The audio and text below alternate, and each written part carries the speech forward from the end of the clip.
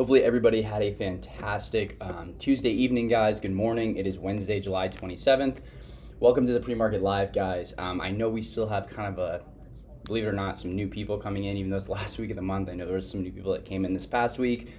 And obviously I know that I was away at a wedding this past weekend and really just got back into the flow of things yesterday after a big travel day on Monday. So I don't go out of town very often or take much time off. So that was my one kind of, every couple months time away. So welcome back. We are back on the Pre-Market Live here, guys. And if you're new, this is the time of the morning where I go over my setups for the day and the things that I'm going to be watching and my plan for the day overall. So good morning. Let's quickly cover the macro environment for today, and then we'll get into the watch list pretty quickly here, guys. So just to kind of go over things a little bit, guys, we do have FOMC today. If you're not familiar, obviously we'll be hearing from Fed Chair Powell, and we will get a decision on our rate hike for this month, guys. After this month, we have Jackson Hole next month, no FOMC, and then we'll have another possible rate hike in September, and then we'll get into midterms in the fall. But just wanted to kind of go over, obviously FOMC today, so we'll probably see some choppier action into the meeting. A lot of things came into big support yesterday, guys, and we've now seen a pretty big bounce here in the pre-market and overnight trade on QQQ, SPY, ES would be the futures, right? And that's mainly because we had obviously a lot of fear coming into these earnings reports, guys. This is very similar to what we saw with Tesla last week when we saw them really poor, like everybody's thinking, oh, Tesla's going to go to 500, like 550, like all this fear is baked in. And then when Tesla, or whatever company, in this case Google, right, doesn't have as bad of an earnings report, what happens is you get a lot of short coverings, right, across kind of a wide swatch of names, and then you get these upside moves, right, because a lot of people are short into it. I'm not saying that it's going to be some parabolic crazy move today, but what I am saying is things came into big support yesterday, right? If we look at the Meta daily chart, guys, you can see we had major support here at this 157.76 level, touched it almost to the penny. We had TTD come into major support yesterday at the bottom of this channel, right? $2 shy. We had Google, right, come into major support into earnings, right, within a couple bucks, right, within $3-4, right, and then bounce to the upside, right? A lot of support at that 103 level. Touched 104.09. So remember, guys, earnings was going to need a pretty big miss to send these things down to new 52-week lows, right? We didn't get that, right? Google, slight miss across the board, but pretty solid earnings report. Actually, ad revs were actually up a little bit. So you know what? It was a pretty, uneventful earnings, honestly, when I think a lot of people were, expecting kind of the worst. Microsoft, probably the best of the bunch, upgraded double-digit sales growth for the forward year coming. So macro-wise, guys, a lot of these, I call it the earnings wall of worry, right? Because we've had all of this worry and fear and stuff lead up to these earnings. I'm not saying that we can't go lower today. I'm just saying things came into support yesterday. That's why I took the calls on Meta, and it turned out so far to be a logical move as we head into 15 minutes until the open. So remember, guys, Meta reports today. Let's talk about specific tickers now and go into my watch list. But just want to note, it's FOMC day. So size is going to be smaller. I'm not going to probably be taking as many high confidence setups, right? Because we are going into FOMC. I'd rather just wait till after and then take, right, the trend as it comes and be able to play either side. Right, and we talk about this a lot, Meta has earnings today. So we are going to more than likely see an IV run up into earnings, right? We already saw it start yesterday because Google was reporting. And today we have Meta, which is going to have one of the highest implied volatilities, right? The options market is pricing in a move, I think currently about 12 to 13% on Meta. And so that's going to be a pretty big move that we're actually, at least the options market, right, is pricing in. So those are a couple of things that I'm going to be watching as far as Meta goes. That is one reason that I may scale out of this position a little bit slower, right? Because even if, say, Meta opens and then it trades kind of flattish, maybe up a little bit, those premiums are going to naturally increase until the minute market close, right? Because we're leading up into that earnings report. So we're going to have a natural increase within those contracts and the implied volatility, right? and that's where the Greeks come into play. If you're not familiar with this, I'm kind of giving you the quick rundown. But best case scenario was Google going up on earnings for us with the Meta position, and then Meta obviously increasing today as well, plus the IB, right? So that is going to lead to a substantial increase, right? Say Google had been flat, and then Meta opened flat today and was just trading like at 160. That would have been fine too. We're still going to get that IB increase into earnings because we are going into a major event where they are pricing in a big move. That's when you want to play the run up, right? In this market, you just have to be careful with calls because we're in more of a bear market, right? However, yesterday, like I said, and went over on the live stream last night, this was an A+ opportunity. That's why I took it. And so far, it looks really good. So again, I will scale out of this position a little bit more slowly. I will probably take off since I have a little bit larger of a position in terms of account size. I risk 7% of my net account value on this trade, which is a higher confidence position.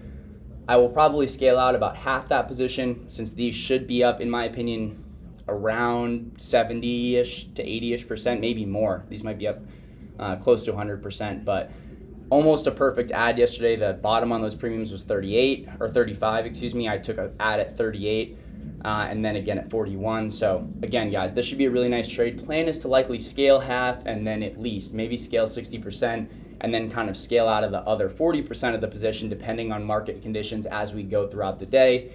I may keep a couple of lottos for the report itself, but for the majority, gonna lock in some gains off the open, start the day off right, and have a nice cushion with no pressure, right? So that's top of my watch list today. The levels that I'm paying attention to, if we see a test of 164.23, that would be an ideal area to take my first scale out. I'm probably going to take a scale out off the open no matter what, but a move into this 164.10 area looks like a really good spot to take some off. Obviously, you can tell, guys, that was that prior support, which is now turned into resistance. Nothing crazy in terms of the daily resistance there, but then yesterday's highs in pre-market, 167 would be my target range if we can get through 164.50. And then if we get over that level, right, the 167 zone, that's where we get into that bigger daily resistance at the 173 area. Remember, Meta has a habit of loving FOMC days. For whatever reason, it likes these days. It performs well. I almost always trade it on FOMC days. It usually has crazy bullish flow, and it just seems to be one of those names that, money gravitates to on these days. So again, that is my plan on Meta. Those are the key levels I'm watching. If it broke under 160, guys, that would be the area I'd probably start to lock in a little bit more, right? I don't want to see a 15-minute or 30-minute close under this 161 level, really under the 160 zone, right? We may need to retest that zone off open, but otherwise, I think we're going to have a pretty nice move to the upside. So that is kind of the number one watch for me today. Obviously, getting into a couple other names that I am going to be watching. Solar is going to be at the top of my watch list today, guys. The reason being is that ENPH reported a very, very strong quarter, beat on every major metric that I could see, guys. I read through it, almost an immaculate report. In my opinion, and I really was very, very impressed by it. So this is going to be a name that I'm watching today. Technically, it is already broken out. So in after hours and pre-market right now, we've seen a breakout on ENPH as it is above this 229 weekly resistance, right? It hasn't closed on the weekly over this level, but we are above that clear breakout zone on ENPH, and the next major resistance is going to be that 282.50 kind of level, right, to the upside as far as like a major longer time frame resistance area goes, right? We may see some resistance at this 245, right? Obviously, you can kind of note the wicks to the upside. 245 into the 240 zone is going to give us some pressure more than likely, and then again, smaller resistance, 254 and 271. So those are going to be the upside levels I'm watching.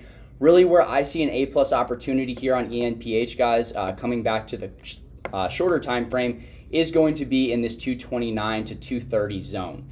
If we were to see a retest of this area, which I am not sure we're going to get because this report was so strong, I would be looking to add calls, at least with some type of size at that level, because I think, like I said, this was really an A+ earnings report. This thing can move quickly, and it's definitely a name that I want to look at alongside But I'm also going to be paying attention to the solar sector as a whole today, especially after FOMC. If we don't see a larger move to the upside before FOMC on the solar names, then it will absolutely be a focus for me after. And this may be a tradable sector, right, before FOMC, because it may just have good trend purely because it's a market resistant sector as of late. Like, for example, Array was green yesterday when the rest of the market was red. Array is also up 3% pre-market and has a shorter time frame breakout. I will be watching Array if it gets over and holds over this 1277 level. We're right at that level here in pre-market, and there's a lot of resistance at that zone. But if we can get over that level, we'll more than likely go to that 1473 zone. Another solar name to keep an eye on would be SWPR, or SPWR, excuse me. I literally mess that ticker up every single time. But I really do like the chart here on SWPR. SPWR, geez. Say it 50 times fast. Especially if we can hold over 1667. The solar names trade lighter volume, but just keep in mind, I will definitely be watching the sector today as a whole. Again, that's going to be a focus for me. Now, a couple other names that I am going to be watching. TTD. If we see strength in Google, this is a really nice setup. It's not going to be at the very top of my focus list, but it is, again, another one of these names that is coming into the bottom of this range. And again, if we see a bounce off of that 40-60 zone, we tested this 41 to 42 area of support, right? 40-60, obviously kind of a major support with all those wicks down. But we tested this zone yesterday. We'll see if we bounce to the upside today. If Google is strong, this is a name I like. I like the 45 calls. Bigger resistance here on the shorter time frame, guys, on the hourly at 44.26. Really clean upside setup. If we break to the upside over 44.26 here on TTD, I would look at the 45 calls on the hourly if we can break out and hold 44.26, right, on the shorter time frame hourly setup. So Amazon is another one. This one, earnings coming here too, so less of a focus for me. And again, large cap tech has been a little bit weaker than the growth names. So if I'm going to trade something long, I'm probably going to trade solar or growth because it has so much more relative strength. But Amazon does have a clean setup over the 118.11 area to 118.20. A break over the 118.20 area would be my call trigger long side for a move to 120. So the 118.21 area is the zone I would be watching on Amazon. Again, probably important to watch this as well, as it's going to affect how QQQ, et cetera, kind of move today. It's obviously a heavier weight. Last name I want to mention, TLRY. Tilray has earnings tomorrow. I am interested in playing the run-up here, okay? I like the look on it on the hourly. What I really like is the fact that I think we're going to see an IV increase here, and I think that it hasn't really been taken advantage of yet, and I am expecting these to increase into tomorrow. So I'm going to be looking at the 4 calls more than likely, maybe the 3-5 calls here. I actually think Tilray's got a shot at beating earnings too. You guys know I have a position in it in my kind of longer term account, but I actually think that it's pretty inexpensive down here, and I like the risk reward also. So this is definitely going to be a watch for me today, guys. I wanted to mention it because I think it's really interesting, especially if trend can kind of hold. It's been decent in pre-market. And again, as long as if we can hold that 340 level, guys, it definitely has my interest today as it retests this kind of 340 zone that it had trouble with. So I'm going to be watching this today. I'll probably take a position here and kind of ride this into earnings, which are tomorrow morning. I'll probably sell the majority of it by close, but this is definitely going to be at the very top of my earnings run-up kind of watch list today, right? I do think we'll see some IV increase here, and I think it could be like one of those easy 50-60% kind of trades. I know I don't want to say easy, but it's kind of like one of those earnings that not a lot of people are paying attention to, so there's more opportunity there.